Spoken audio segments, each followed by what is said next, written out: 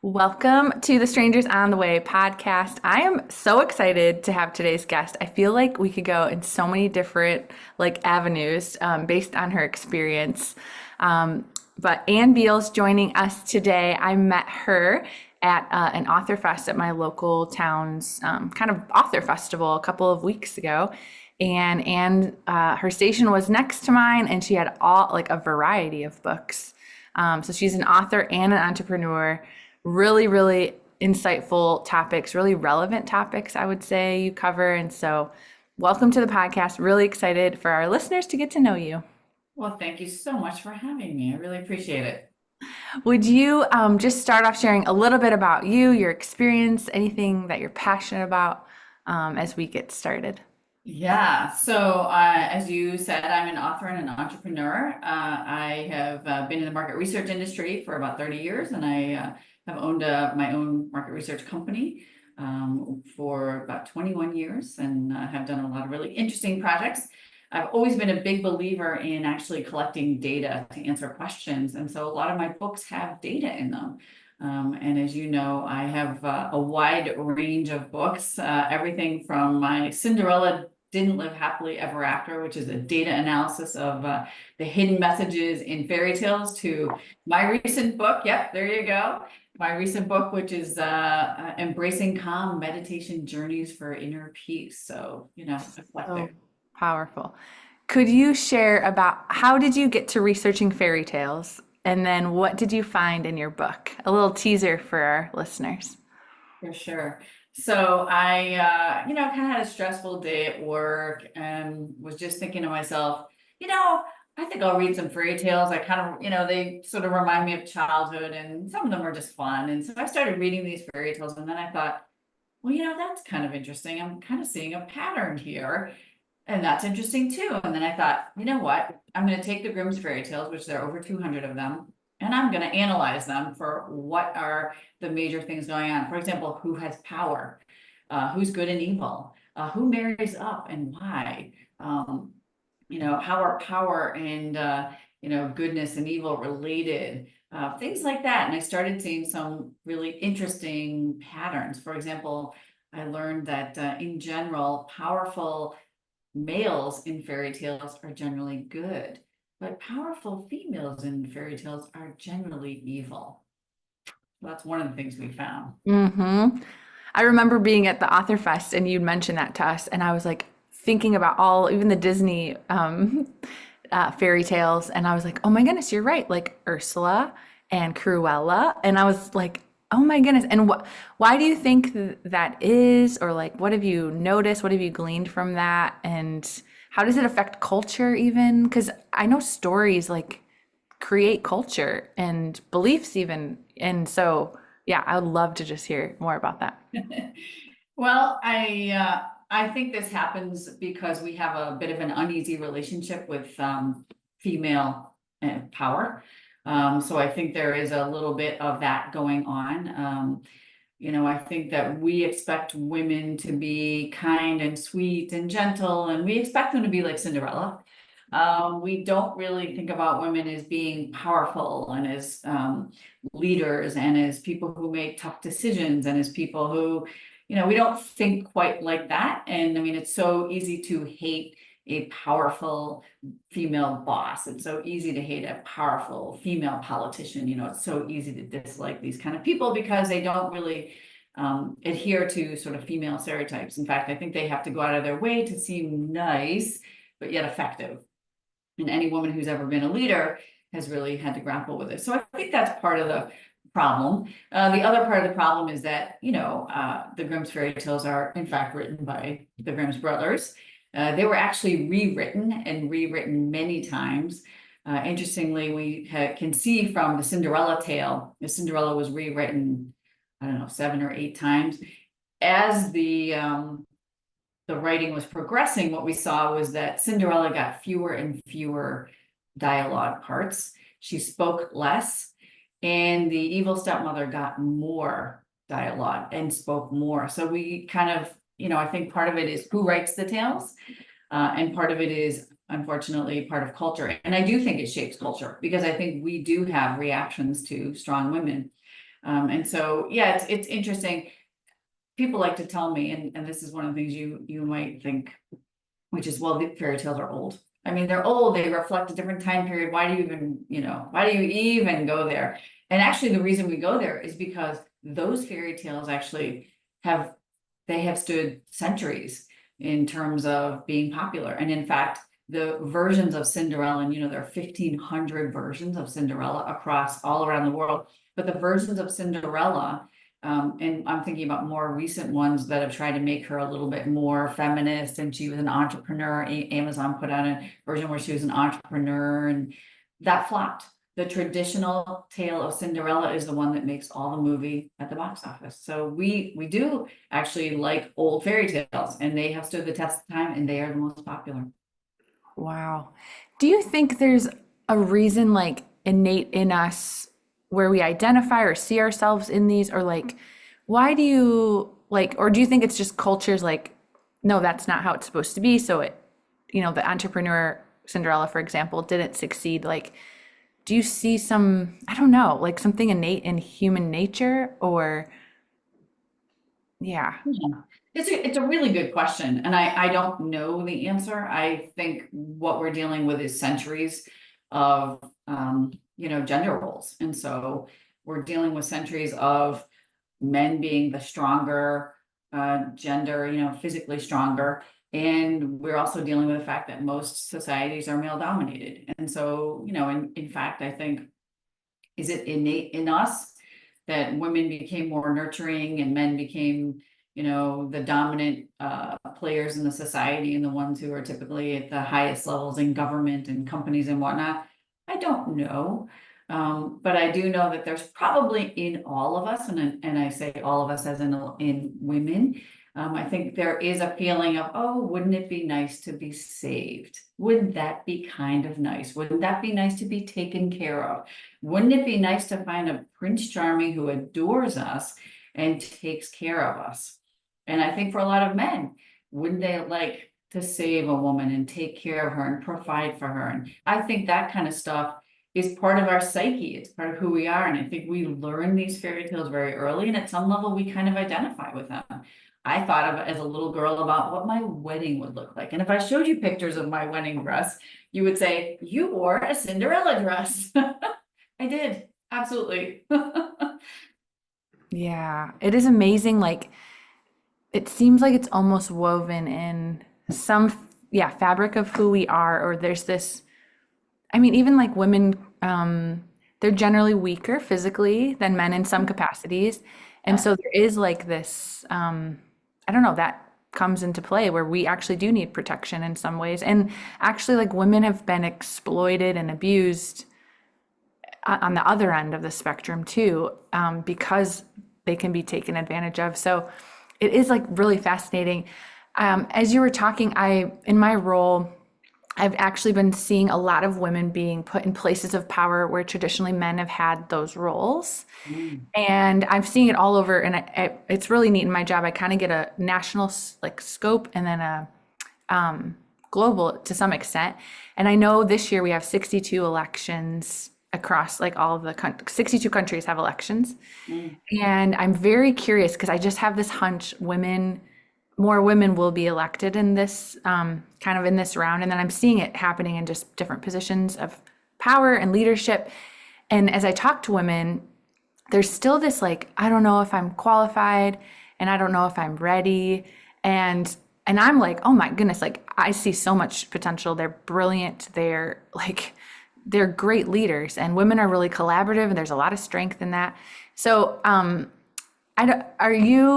don't know, like any comments on just that? I would love to hear. Lots. Yes, yes, Lots. I could probably talk to you for hours. yes, please.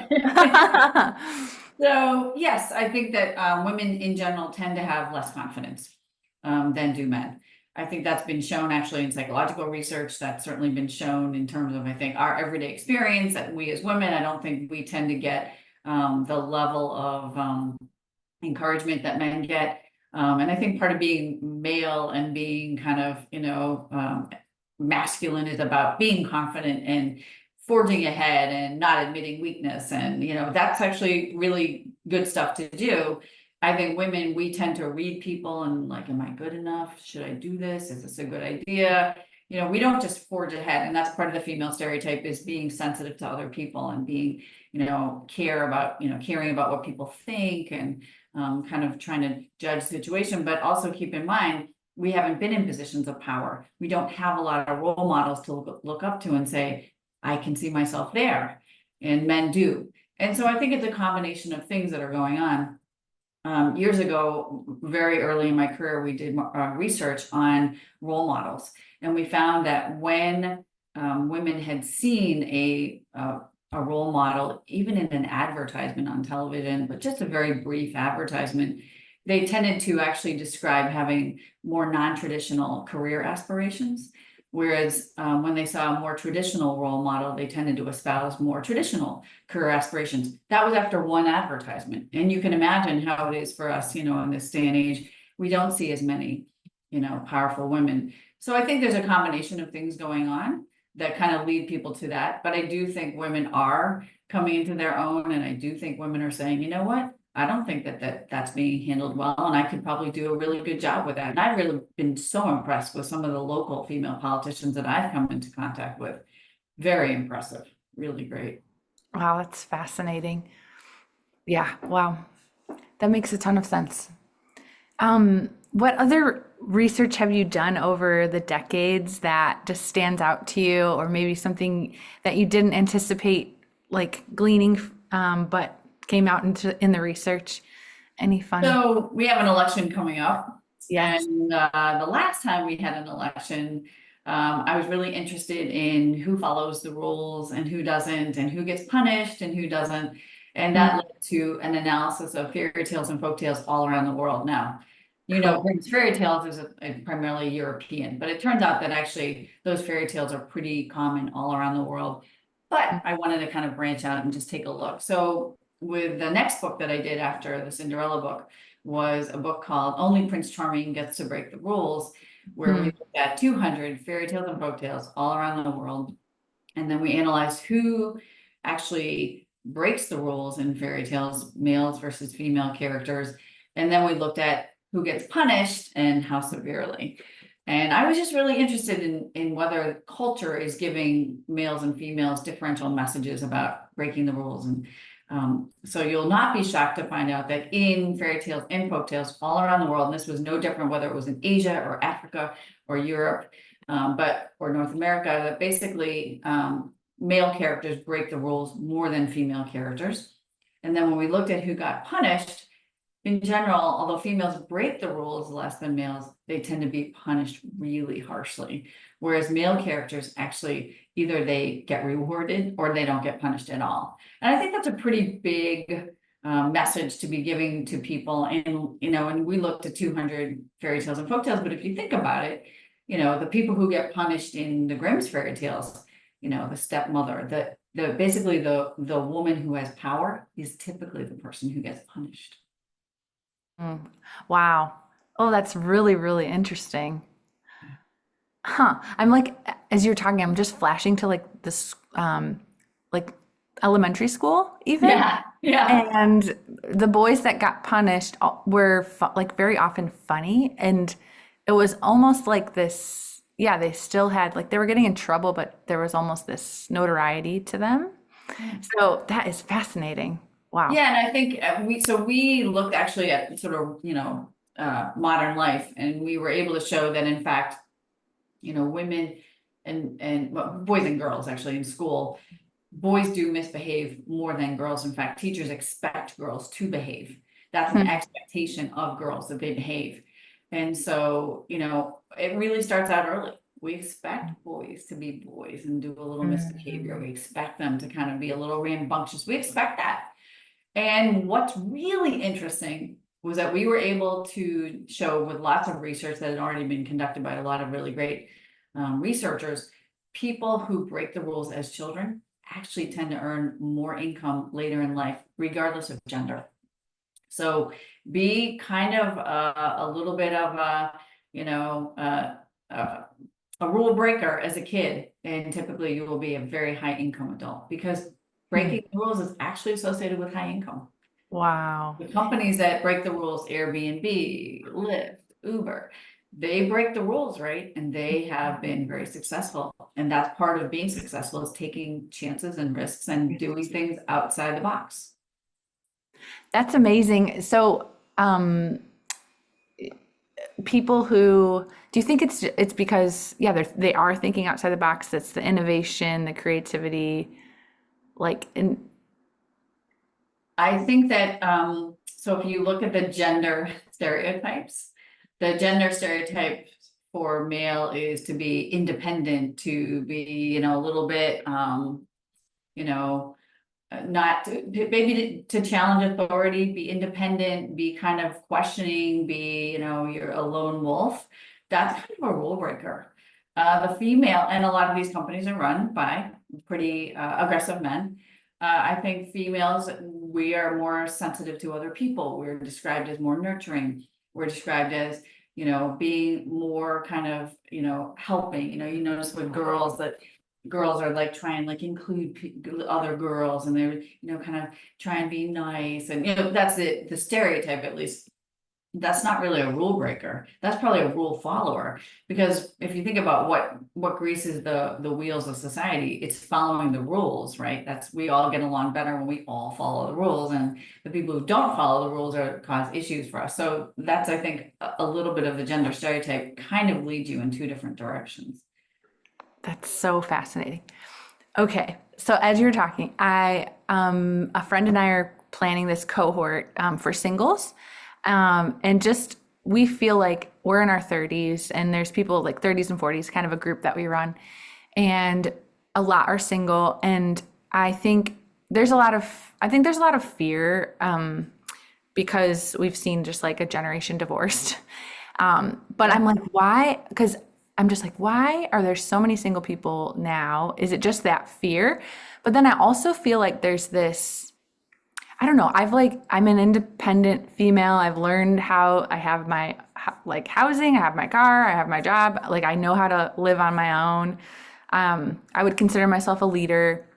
And but then there are these like stereotypes, and then I feel like there's a lot of men who are like, I don't know, just like playing video games and like, and so we're trying to train up like men and women to, I don't like become ready, I guess, or I'm not sure, but what would you say, just like given today's society and with all of the research, like what do you see happening? Why? And like how could we shift things? Yeah, and I have a lot of comments on what you just said. So, Yeah.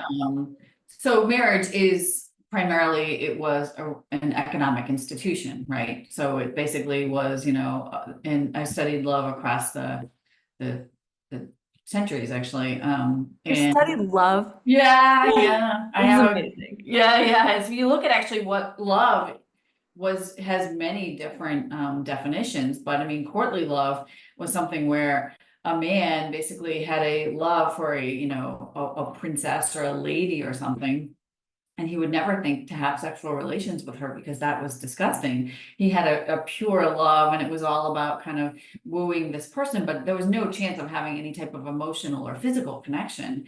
And that's a certain type of love that was pretty common. I mean, if you look at even marriage and love didn't actually come together for a long time. This is a more modern invention, but I mean, people talk about marriage and they talk about, well, he had a son and I have a daughter and our fields are adjoining, and this makes sense to unite the families. It's an economic arrangement, right? And so, and thinking back to maybe our early humans, if she has the babies and does this and he does the hunting and does that, I mean, it's, but it's different now, right? Women are in a different position, and if you look at Japan, for example, very, very low marriage rates. Well, why is that? Well, we went to Japan and we were actually talking with some young women there for some research that we were doing on something else. And a lot of the women said, why do I want to get married? I don't want to take care of his parents. I don't want to live with, his family. I have my friends, I have my life. I'm not necessarily looking to have children per se. Maybe I do, maybe I don't, but I don't really need a husband. I have a pretty happy life now. And so, what's the incentive for people to get married if it's not an economic one, it has to be an emotional one. And so men and women today have to look to each other and say, okay, what are you bringing to the table? And if he's playing video games all day, maybe he's not bringing a lot to the table. Maybe he is, I don't know. And same for the men. They're looking at her going, okay, what is she bringing to the table? Are we gonna have a great life together? Or are we coming together to create a family? Or maybe you're not interested in that. So I think there's a lot of really interesting things going on. I think our marriage rates are down. And I think it's partly because we don't need to get married for the same reasons. And if you look at the 1950s, my mom believed that she couldn't have a life without a husband. She couldn't make the kind of money or have the kind of lifestyle that that was possible. She was a secretary, an administrative assistant. And in those days, they didn't pay those incredible women the salaries they deserve. So she looked at marriage as her opportunity. Wow. That is fascinating, and that makes a ton of sense too.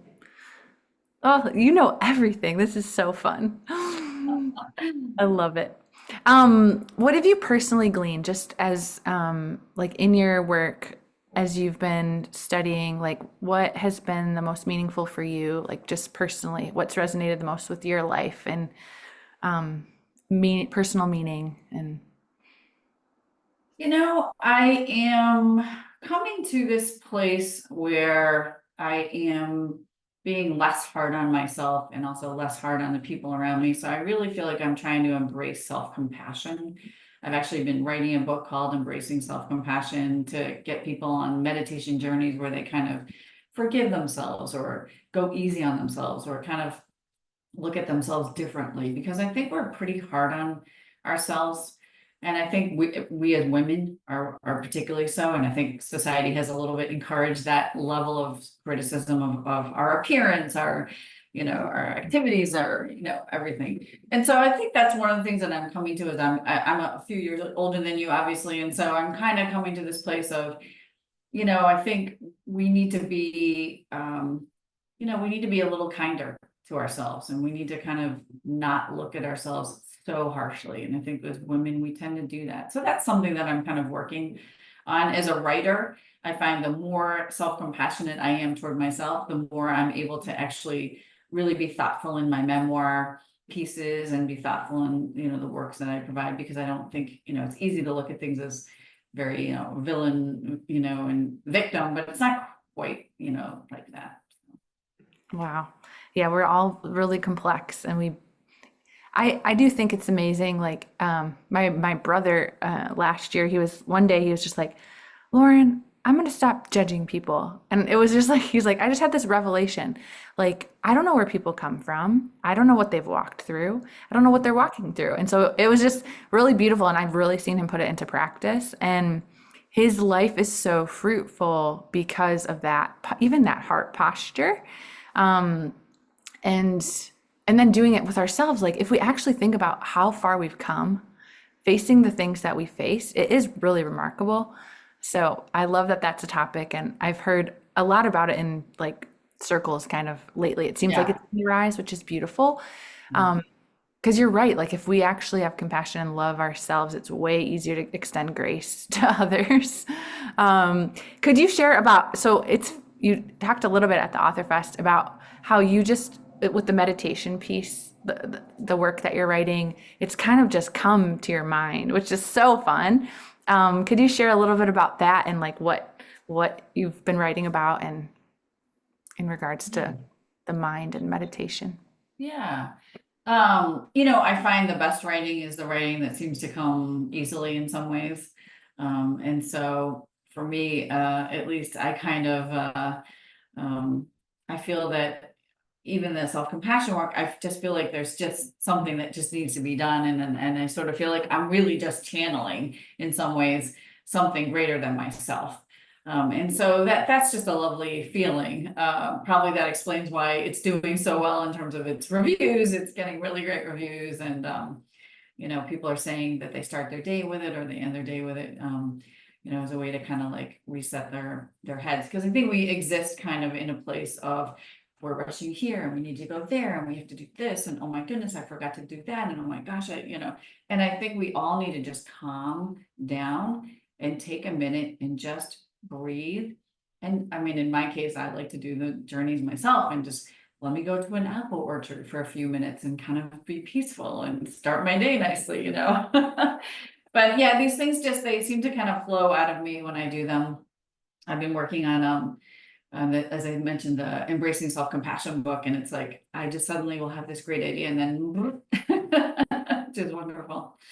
Oh, that's so amazing. I love that as writing. I feel the same way. It's almost like, yeah, it's, I don't know how to describe it, but yeah, it's like yeah, swelling and then it comes through you. It's so Do neat. you feel that way with your own writing? Yes, very much so. It's like you almost get in a flow Yes, flow is and a great word. Yeah. yeah, and then it just sometimes it's hard to get there, like get to actually open the computer and get to that space, but then once you start, it's like, oh my goodness. Yeah. It's I really encourage writers because I just think there's so much like that can, yeah, come through you to the world. And it's amazing. And then with books, you just don't know who's going to be reading it on what day and what it will mean to them. You have no idea, like the ripple effect, which is really exciting because I've Yeah. had a couple people circle back and tell me, like, this story or this instance, and it's like, wow, like, but you're not even present. It's like your work is going ahead of you. And I just think yeah, books are remarkable. Amazing. Yeah, Yeah, they're amazing. Yeah. yeah, they really, No, really. and that's the most wonderful thing is when someone says to you, wow, I look at things differently because of you, or I have a different Yes. perspective because of you. And you think, oh my Yes. gosh, I've been put here on this earth for a really good Yes. Yes. reason. Absolutely. It's so incredible to like, yeah, be that or provide that encouragement for someone else. Yes, I love that. When we were at AuthorFest, you were passing out something from a little container. Could you share how you came up with that idea and what you did? I just thought it was beautiful, and you could feel like the atmosphere around us shift as people came to your table. Yeah, so I passed out affirmations and it just occurred to me, and I still actually have the one that I opened that day. But I just passed them out because I think everyone needs an affirmation, and they were things that I came up with, like, you're able to manage your challenges, or you're, attractive inside and out, or your future looks bright, or you're a wonderful person, or something, just to kind of, because I think we get so few messages like that. And it was interesting because people would kind of wander around and say, hey, I have something for you, and they'd be sort of, oh, I don't know, and then they come over and then you say, these are an affirmation, why don't you take one? And they would take one, and you just see, they go, oh, I really needed that today. I actually really, I needed to hear that. I mean, some of them said you're loved, some of them said you're an inspiration, some of them said, you're a true friend, and in almost every case, 99% of the time, the person said, yeah, that's right for me. And so, yeah, I kind of believe that, we need that. We all need that. So. Yes, it was such a thoughtful idea. I remember mine talked about like you are like you've done really well persevering, and I was like, oh my goodness, like this past year was a tough one, and I was like, wow, this is so true, and it's neat. Like, I really believe words can just shift things in an instant. And so I just love that you did that. It was so fun to watch people. And you had mentioned too, sometimes, I think it was you or maybe my friend Gabby, sometimes when people hear things, they can't receive them because of past history. And so I love to walk around and like tell people, oh my goodness, you look so joyful, or like you're beautiful, or like there's such a radiance to you. And I was walking up the stairs one day and in my complex, and I told a woman something like that, and she just looked down and was almost like shrugged it off, like couldn't receive it. And I was like, oh my gosh, like I don't know, because so much of the world can tell us the opposite. And so I I wonder like what gets us into a place where we can actually receive the words of, they're true words. Yeah, no, they are. They absolutely are. It was interesting. I think I mentioned to you that a woman came by who was very attractive, actually. Mhm. And I gave her an affirmation, and she said, well, this is nice, but it's definitely not true. And she handed it back to me. Mhm.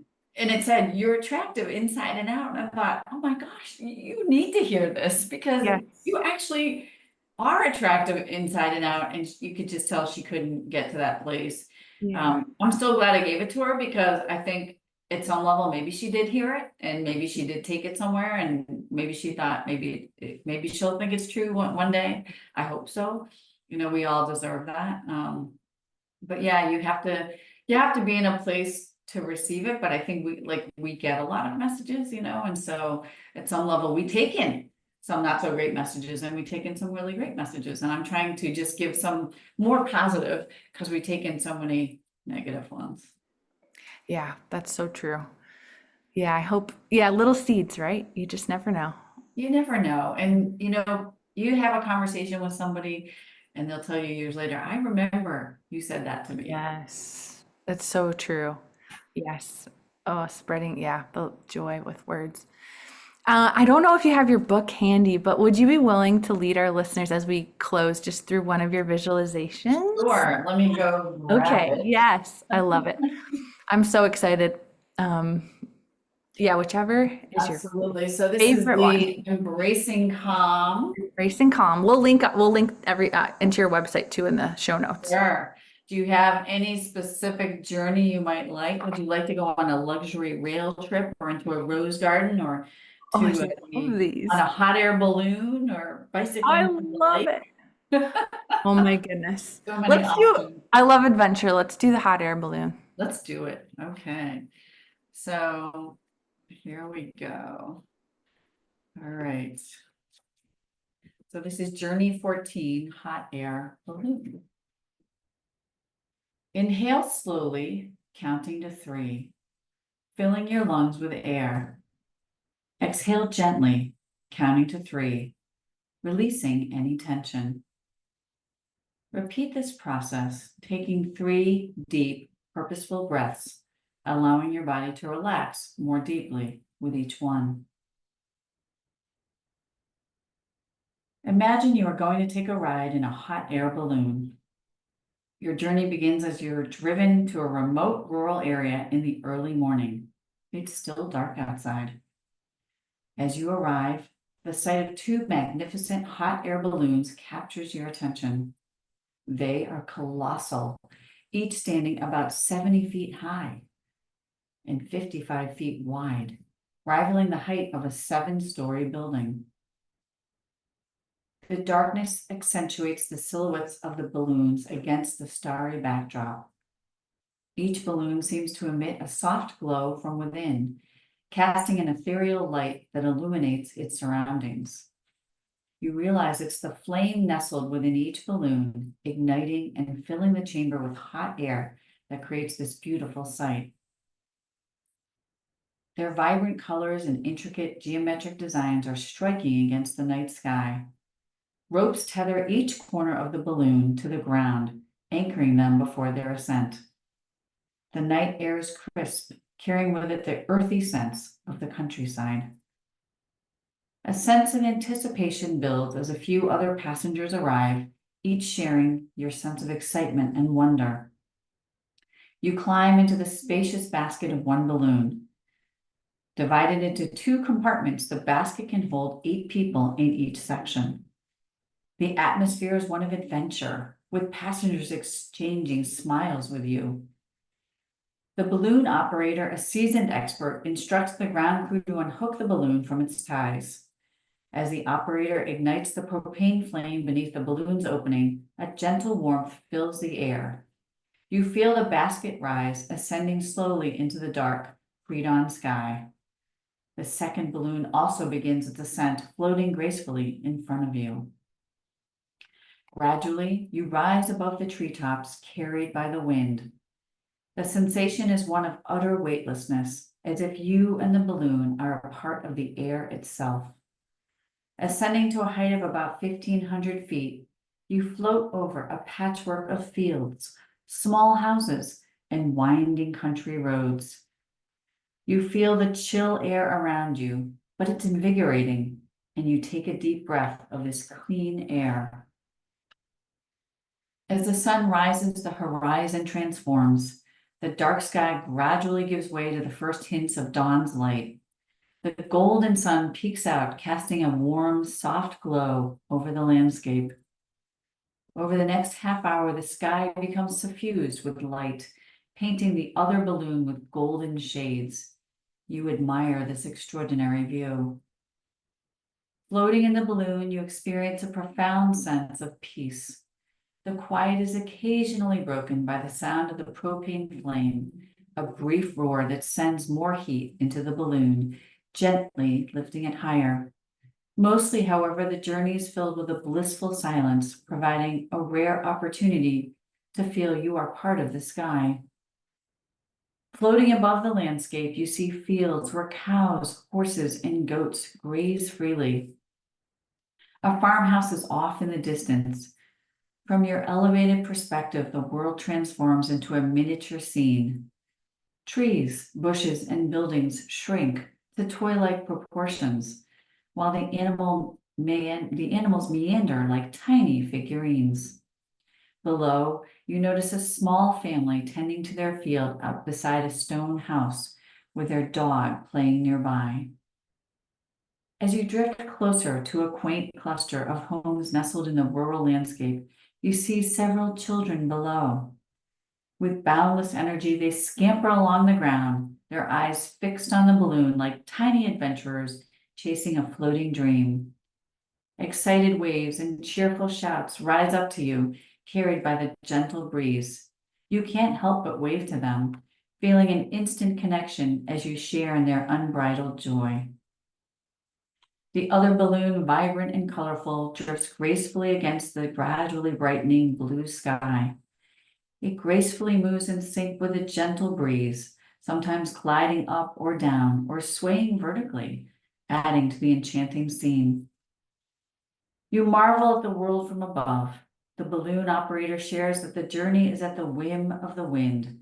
There's no predetermined destination, only the path that the breeze takes you through the sky. This uncertainty is not frightening, rather it's liberating. You embrace the scenery unfolding below, appreciating where the wind has taken you and the unique perspective it has offered. The balloon's shadow, a dark, gentle giant, drifts across the fields below, a quiet companion on your journey. As the balloon floats on, the landscape changes. Below you are small villages, each with its unique charm. Red-roofed houses cluster around ancient churches, their spires reaching up as if trying to touch your balloon. You glide over a small river that meanders near the town, its surface a shimmering ribbon in the morning sun. The operator gently begins to lower the balloon, and you float now over an open field of soft green grass. Descending slowly, you can fully absorb the scene below. The simplicity of the landscape with its subtle undulations and the occasional wildflower peeking through the green invites a moment to cherish the view. As the balloon touches down, the gentle bump brings you back to reality. The crew expertly secures the balloon and you step out of the basket, feeling a sense of accomplishment and happiness. You thank the operator for this unforgettable experience. Now it's time to leave. Come back to your body and to your present environment and take this sense of peacefulness and wonder into your day or evening. Oh, it's beautiful. Thank you. You're an incredible writer. Oh, you're so kind. Thank you so much. Well, I could just picture every detail. I love it, and it does bring a sense of calm. Wow. It's nice to feel like you're not in your environment for a moment or two. Yes. And our imaginations are so powerful, like what we focus on, and wow. Oh, thank Yeah, you so much. you're This was so such a welcome. joy. Oh, We'll post, likewise, likewise. It's been so wonderful. I love, yes, I love this. And I will post your books and website in our show notes. So listeners, you can grab a copy. What a fun way to start, yeah, the morning, I would say, or the evening before bed. I love that. So creative. Thank you for who you are, and thank you for doing like what comes to mind because it does bless people. Well, thank you for who you are and everything that you do. It's really wonderful to have met you, and you're just an incredibly special and wonderful person. Thanks so much, Anne.